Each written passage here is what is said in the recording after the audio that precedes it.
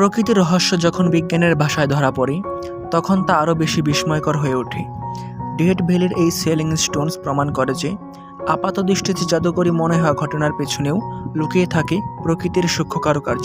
ক্যালিফোর্নিয়ার ডেথ ভ্যালির ধুধু মরুভূমি আর একটি শুকনো হ্রদ, মাটির উপর পড়ে থাকা বড় বড় পাথর এবং তাদের পেছনে দীর্ঘ দাগ।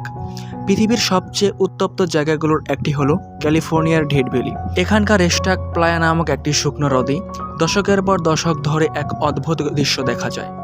শত শত কেজি ওজনের বিশাল সব পাথর মাটির বুক চিরে এক জায়গা থেকে অন্য জায়গায় চলে যায়, কিন্তু রহস্য হলো আজ পর্যন্ত কোনো মানুষ বা ক্যামেরা এই পাথরগুলোকে নড়তে দেখেনি।